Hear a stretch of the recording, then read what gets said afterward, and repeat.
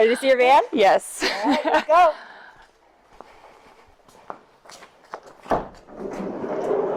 Oh my God. It's a whole house. Oh my God. All right. Wow. Ready to hop in and check it out? Yes. Sweet. Let's go. All right.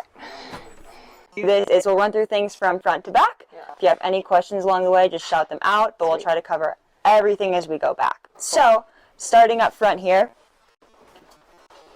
the ProMasters drive pretty standard compared to normal cars, so I'll let you kind of figure out most of the driving things yourself. However, there's a few things I like to point out. Those are going to be up here. So, first thing is this knob on the side. Since you don't have your typical over-the-shoulder sight in these bigger vehicles, this knob right here is going to help you control those two mirrors on the front. Cool. Really important for the blind spot and just vision on the road.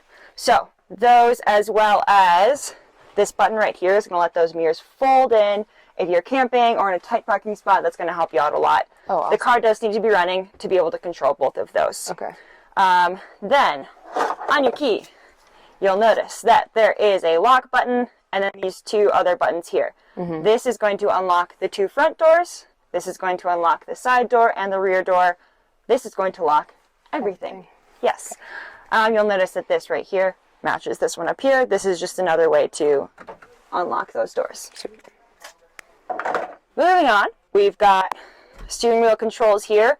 So starting over here, you can actually connect your phone into the Bluetooth system here. You can play music, hands-free calling, all of that awesome stuff. It's going to be right over here.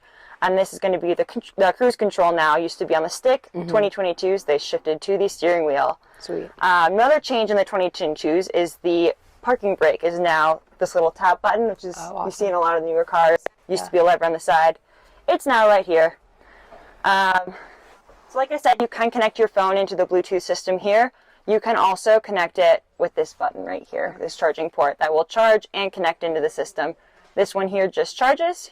And you got your 12-volt power here also.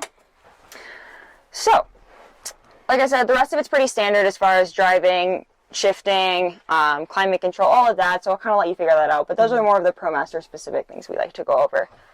Got some fun little storage up here. Sweet. Then your glove box down below. We also give you anything that comes with any part that we put in. So any of the manuals, any of the extra parts. We're going to give that to you. That's in a bag down there. Really great resource for troubleshooting, or if there's a few extra parts in there. There's a battery power off button, extra fan remotes, some of those cool things that we'll give you. Cool. Yeah. So, swivels. We've got these swivels on the side here. You can pull up on this lever, turn around. They will rotate all the way around. We just like to recommend if you turn it one way, you turn it back the other way so it doesn't twist up the wires underneath the seats there. We've also got front to back action. There's a bar in the front here. If you pull up, this can slide forward and back. And then there is a knob on the outside of this seat too for the back adjustment. Any questions up front? Don't think so. All right, let's keep moving back. Sweet. Moving on to our kitchenette here. We've got our cabinets. These are awesome. Lots of storage space. We do recommend not keeping all of your biggest, heaviest items up here, just because if you take a tight turn, you do risk it falling out onto the counter. Now, this is a pretty tight latch, so it's pretty sturdy. It'll really hold up. We also added this new edge here onto our shelves to stop things from falling out. Wasn't really a huge issue. It's just something that comes up every once in a while. We now have a glass stovetop underneath here, so just something we want to point out to have on your mind. We've got drawers. These are tab to open on all of them. Cool. Lots of extra storage space there. Moving down, we got our fridge. We open this up. Got a cute little freezer compartment here with a baby ice cube tray. And then another cool feature of this fridge is this will pop up for taller items down there. Awesome. We usually have this set to 3. We find that's a good place to be at in most places, but feel free to adjust it as you want. Notice that if you turn this all the way off, the light will still remain on. So if you wanted to completely shut down power, we'd have to do that with the fuse in the back. I'll show you that in a little bit. But just for the climate control, you can use this knob here. Sweet. All right. Up here, we just got some extra storage space. Then we also have a few safety features. We've got our fire extinguisher there.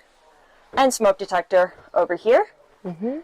New feature with these vans is we have a light switch right inside the door here. Awesome. So that you can turn the lights on. That's going to control lights above the slider door here and above the cupboard space, cab space. Whichever. Yeah, add that one to the bloopers reel. Yeah. So you can get into your van, not have to go all the way across to turn the lights on. Yeah. All right, let's move on to our control center here. Sweet. So, control center is going to be the most complicated as far as there's a lot of things going on here. We're going to try to make that simple for you. First one here is your heater. Hit any of these buttons to turn things on with this top ProMaster button, bottom button, and then a rotary dial right here. So, you can see this has a few numbers on it. This first one right here is going to be our internal temperature of the van. This one in the corner where it says set is going to be your thermostat temperature. So if we were to turn the heater on right now, it is warmer. Our thermostat temperature is warmer than our internal temperature, so the heater would turn on until it got to 70 degrees. It would then maintain that as needed. To change that, I'm just going to turn this dial, select. You can now see that it is 76 degrees is what the thermostat is set to. It's 64 in here, so if we were to turn it on, which I'm going to do by hitting this top ProMaster button, it will now start up our heater. Now, there's a few things on here that we can use to tell that our heater is on, because it'll take a minute or two to kick up, it'll take a minute or two to shut down. So, the three things we want to look for. These red lights will pop up on the side, it'll have these squiggly lines in the corner, and then it will also say heat mode. Those all indicate that the heater is on. After a minute or so, that light will turn off. You'll still be able to see the squiggly lines. That's the best indicator that our heater is on at any given time. So, if it's warmer in here than our thermostat is set to, or the heater's not running, you're not sure if it's on or not, always just look for those squiggly lines. See that has now shut down. Yeah. Got those indicators. Perfect. So we'll let that kick up here. We recommend running our heater maintenance cycle. That is running the heater on high for 30 minutes once a month. That just keeps those gas lines clear. It keeps the heater nice and cleaned out. If you do not run the heater for 30 days, it will prompt you to do that cycle. So it'll just pop up on here. It'll say run or snooze. You'll just want to run it once a month at least, and that'll keep things nice and clean. All right, so we have our inverter panel right here. Press our power button to turn that on. That'll bring it to life here. And then that will now power anything that is connected to those plugs. So we've got that stove connected to an outlet back there, and then the outlet on the back. We can now use all of these. About 30 seconds or so, the screen will shut off. This little power button right here will stay on. So if you're ever wondering if this is still on, look for that little power. That should show up. We've got a few different things here. This shows our battery voltage, and then it also shows us how many watts we are using at any point. So if we were to turn our stove on and start using it, we would see this number jump up.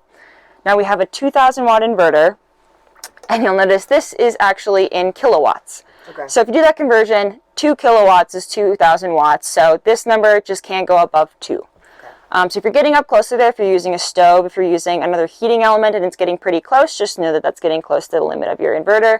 2 is the number to stay under there. And that is the net of all usage. So if you're using the stove plus something else, the total cannot go above 2 kilowatts. It's quite a bit, but we see things like kettles, stoves, heating elements usually jack that up quite a bit. If you're just charging stuff, it's not going to draw that up too much. Sweet. Press and hold to shut off. Sweet. All right, moving on. We've got our battery control panel here. So this is going to show us a few things. First, you can look in this corner here. It says 3. That means we have 3 batteries connected to our system. So if we are scrolling through here, it should show us we have 300 amp hours of potential energy available. That is not what our battery's at. If we go to percentage, we're at 92%, so we have slightly less than that available, but this is the total capacity of our system. If we move on, this little A is for amps. That shows us how much power we are using or gaining at any point. So if this is a negative number here, we are currently using 11.6 amps. That's just with the lights, the fridge, with everything we have connected to our battery system. If this is not a negative sign here, if it just shows a positive number, that means that we are gaining power. So if we were to pull out into the sun right now, plug into our shore power, or start this van, that would start charging our batteries. We'd get a positive number here. And again, that is a net number. So if we're charging, but also using power, it's going to be a net total of all things happening, whether that's a loss or a gain. Does that make sense? Yeah. Cool. And then, so that's probably one of the best numbers to look at if you're just wondering how much is being lost or gained. And then the other helpful number is this percentage again. That's just the best to determine where your battery is at. We're at 92%. Pretty full battery system. All right, next we have our water pump switch right here. So this can control our pump, which is down below in this compartment here. As soon as we turn that on, it will start pumping water into the system to pressurize the hoses. After all the hoses are pressurized, the sound will stop. You can hear if we turn this on, it'll kick up a sound there. Once all the hoses are pressurized, that will stop. That's just while it's working to do that. So we would turn this on if we wanted to use our water, and then you just open up the faucet. Water will come out of here. We have a spray function on here as well as the regular faucet function. And this will also pull out, which if you watch our YouTube video, you can open up this window, have an awesome gear rinse, bike rinse station out there. Really fun feature for the water system is connected to these two tanks down here. We've got a fresh water and a gray water tank. And this is our water pump down here. So when we turn that on, that's what's going to start up. Right now it's winter, so if it's going to be warm in here, you can keep that full. If you're going to be getting into more freezing temperatures, you can either set your heater on so that it keeps your interior of your van warm enough that that's not going to freeze. The lowest this will go is 45 degrees. So it's a great temperature, especially if you're not going to be in your van as much, to keep that running without taxing the systems at all. It'll keep it warm enough in here so that doesn't freeze. Great way to not have to winterize. Otherwise, you would just empty out all of the hoses, disconnect everything, make sure that no water is left in there when it freezes. Cool. All right, almost done here. Moving down, we've got our lights. We've got our two dimmer lights here. This one will control your kitchenette lights. This will control bed lights up here. Awesome feature of this cabinet is that the lights do show through back here. So you've got some lighting for your storage, which is really cool. USB power here. This is also going to be on the battery, so you do not have to have your inverter on for power here. This is just on all the time. If you want to charge your phone or whatever, you can use that. And then again, this outlet is connected to the inverter, so you do have to have that on to be able to use this. But let me hop up here. So we've got the cabinet here. Showed you that. Ton of storage. And then we have our two sliding doors. Just for a little bit more extra storage here. The mattresses do have a softer and a more firm side. So I believe the zipper side is the more firm side. I think this is the softer side right now. So cool feature there, as well as the ability to fold up for a lot easier mobility if you wanted to move it out to clean things or set it up as a bench, whatever you want to do. This is our drop-in storage system. This has a variety of accessories that are available to be used with this system. Here's our composting toilet. If we take off this lid here, you can see the toilet is in here. So if we open this up, there's two different compartments here. We have our liquids and we have our solids. So the liquids would go out here. That's just always open. If you need to use the solids, there's this little lever on the side that'll open up to allow into the solids tank. That is where you'll put your composting medium to compost everything. It's going to turn into dirt. It's not going to smell. Really cool feature there. But that is where you would use that once you would go. If you were to use that, there's a crank on the side that will turn everything with that composting medium to help with that process. And then if you're just using the liquids, there is a bottle that will collect in on the front here. So you would just pull this out to empty. Okay. And then there's this on the front. Gives you a little more legroom as you're using the toilet. Cool. Let's head around back. Sweet.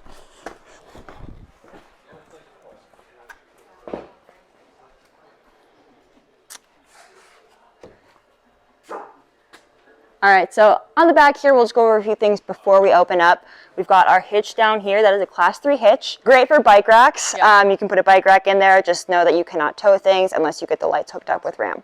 So we got that up here. This is our rear backup camera. If this ever gets dirty, you notice it's getting fogged up, you can just swap up here, wipe that down, and inside.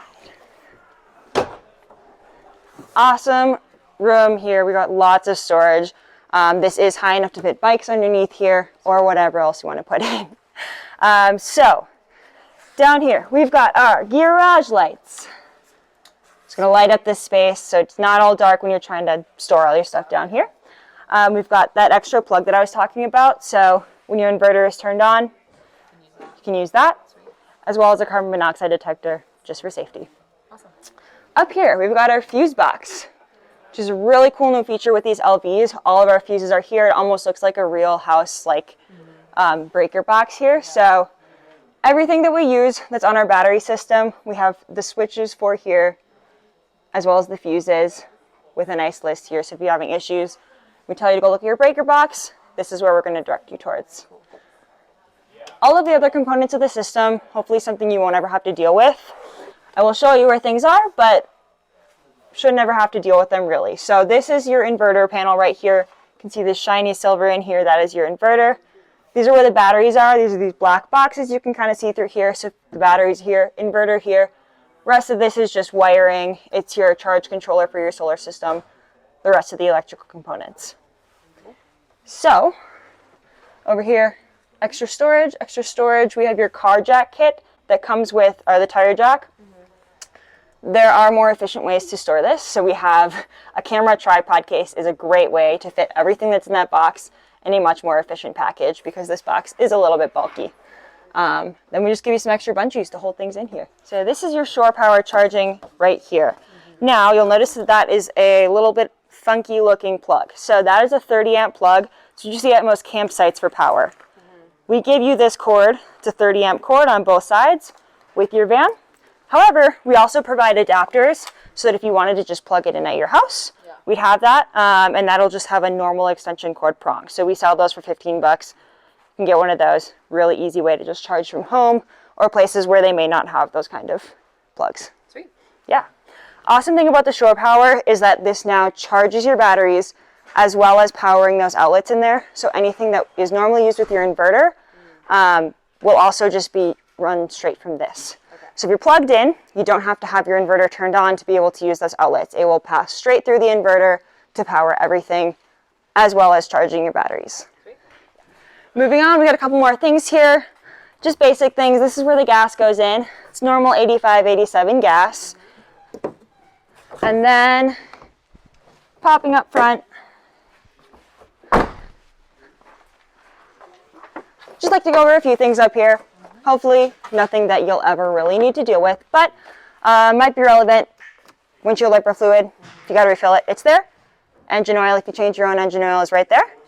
And then I like to point out on the ProMasters these 2 points here. So the batteries for these vans are located underneath the driver's seat. Okay. So if you need to jump somebody or to be jumped yourself, you're actually going to use these mounting points right here. This one right here, you'll see it has a little plus sign on there. That's going to be your positive mounting point. For your red cables, this will be your black cable right here. Sweet, okay. Yeah. 3 years I've never needed that. Just like to point it out so people know. All right. Any last questions? I don't think so. All right. Are you ready to get going in your new van? Yes. Awesome. Oh, yes. Let's get you on the road. Sweet. Hey, happy new van. It's time. Hi. Yeah, you're excited too. Yay. Okay, cool.